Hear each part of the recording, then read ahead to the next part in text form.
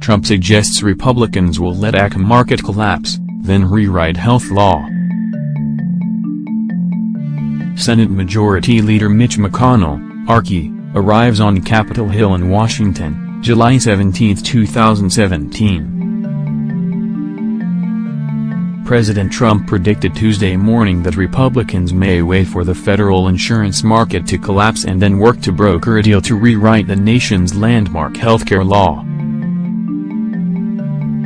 In a series of tweets, Trump blamed the demise of a months-long effort to rewrite the Affordable Care Act on Democrats and a few Republicans, but he suggested that the drive to overhaul the law was not completely over. "We were let down by all of the Democrats and a few Republicans. Most Republicans were loyal, terrific and worked really hard. We will return," he tweeted. He added in a separate tweet, "As I have always said, let Obamacare fail and then come together and do a great healthcare plan." Stay tuned. Trump's latest comments appeared likely to intensify the current political uncertainty on Capitol Hill, where GOP leaders were debating what to do next, as well as raise anxiety among insurers that must commit to staying on the federal health exchange within a matter of weeks. Republicans are reeling after two more GOP senators declared their opposition Monday to the party's plan to overhaul the nation's healthcare system, likely ending their quest to make good on a GOP promise that has defined the party for nearly a decade and has been one of Trump's top priorities. Reuters, Senate Majority Leader Mitch McConnell, RK, opened the Senate on Tuesday morning touting his latest plan to vote on a pure repeal, with a 2-year delay, by taking up the House's healthcare bill.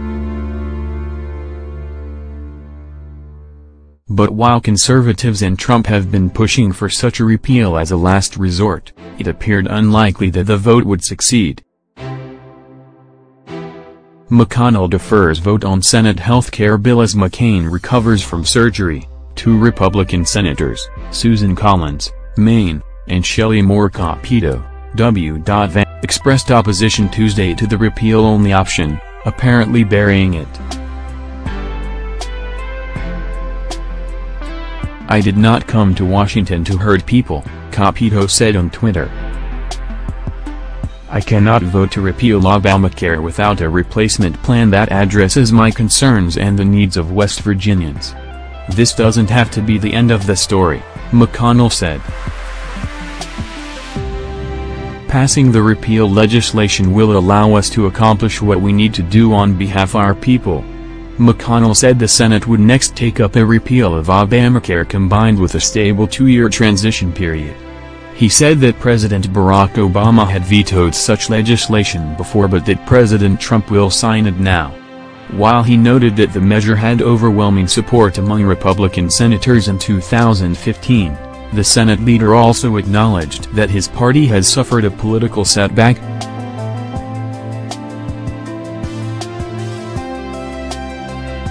"I regret that the effort to repeal and immediately replace the failures of Obamacare will not be successful," he said. "We will now try a different way to bring the American people relief from Obamacare." Republican sends. Mike Lee, Utah, and Jerry Moran, Can, issued statements Monday declaring that they would not vote for the revamped measure. The sudden breaks by Lee, a staunch conservative, and Moran, a McConnell ally, rocked the GOP leadership and effectively closed what already had been an increasingly narrow path to passage for the bill. Rand Paul, Key, and Collins, who also opposed the latest healthcare bill. With just 52 seats, Republicans can afford to lose only 2 votes to pass their proposed rewrite of the ACA. All 46 Democrats and 2 independents are expected to vote against it.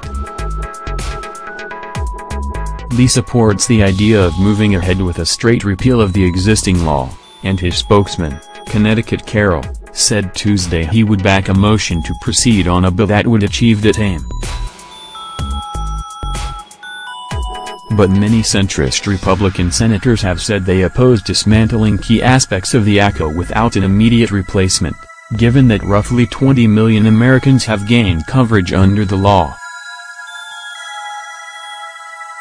The confusion over next steps highlights the predicament now faced by Republicans, who have made rallying cries against Obama's 2010 healthcare law a pillar of the party's identity.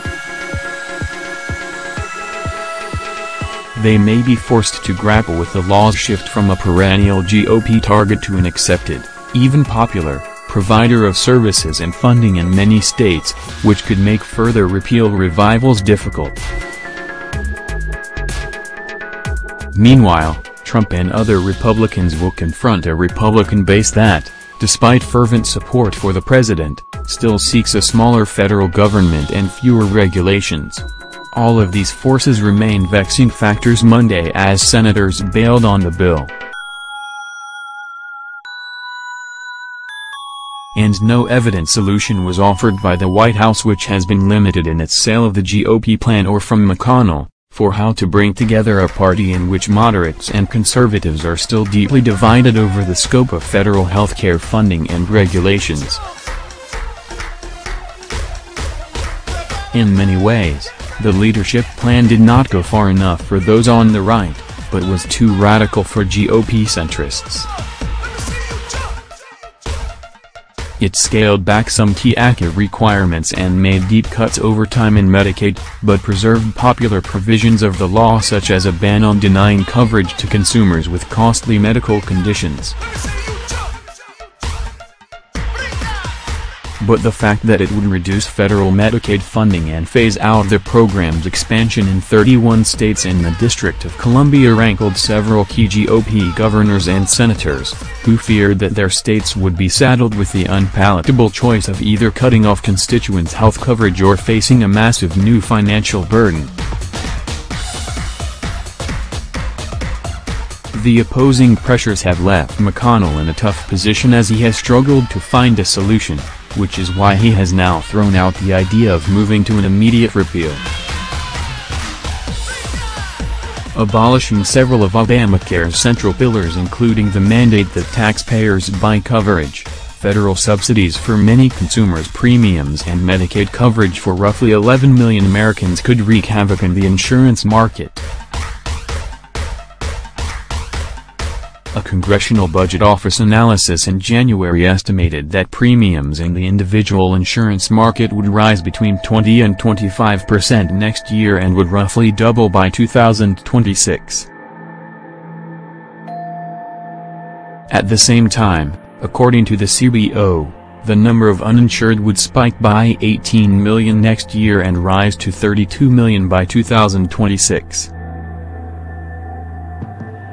For insurers, the worst possible outcome in this debate has always been a partial repeal with no replacement, which is exactly what Congress is about to take up, said Larry Levitt, Senior Vice President for Special Initiatives at the Kaiser Family Foundation, in an email. Insurance companies would be on the hook for covering people with pre-existing conditions, but with no individual mandate or premium subsidies to get healthy people to sign up as well. But GOP leaders had no choice but to shift gears after Lee and Moran declared they could not support the party's current health plan. In addition to not repealing all of the Obamacare taxes, it doesn't go far enough in lowering premiums for middle-class families, nor does it create enough free space from the most costly Obamacare regulations, Lee said in a statement. Moran said the bill fails to repeal the Affordable Care Act or address healthcare's rising costs. The two senators timed the release of their statements and made clear that modest tinkering around the edges of the legislation drafted by McConnell would not be enough to meet their demands. Joined a pair of GOP colleagues in calling for a complete redrawing of the legislation that would take many months, short-circuiting McConnell's wish to end the debate this month.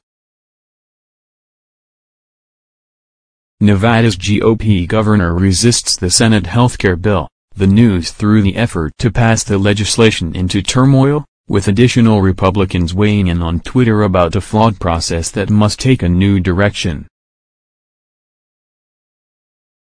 Trump tweeted late Monday that Republicans should just repeal failing Obamacare now and work on a new healthcare plan. Sen. Graham, SC, called for a new approach while Rep. Mark Meadows, NC, tweeted, "Time for full repeal." White House aides, meanwhile, said they still plan to press ahead. The setbacks appear to have left McConnell and House Speaker Paul D. Ryan, R. with few good options. Conservatives have suggested moving a bill that would simply repeal the Affordable Care Act and set up a timeline of several years to figure out how to replace it, a politically risky move that also might lack support to pass. Another move, which McConnell threatened recently, would be to work with Democrats to prop up the insurance exchange markets that have been imploding in some states, which probably would win passage but would infuriate the conservative base that has been calling for the end of the Affordable Care Act. Regretfully, it is now apparent that the effort to repeal and immediately replace the failure of Obamacare will not be successful, McConnell said in a statement released late Monday. He revealed plans to move forward with a vote in the coming days anyway, in some ways daring his Republican opponents to begin debate and open the legislation up to amendments. Democrats quickly jumped at the opportunity to declare the effort dead. This second failure of Trumpcare is proof positive that the core of this bill is unworkable, said Minority Leader Charles E. Rather than repeating the same failed, partisan process yet again, Republicans should start from scratch and work with Democrats on a bill that lowers premiums, provides long-term stability to the markets and improves our healthcare system. But Ryan showed little interest Tuesday in making common cause with Democrats, telling reporters that House leaders would like to see the Senate move on something to keep the repeal and replace process alive.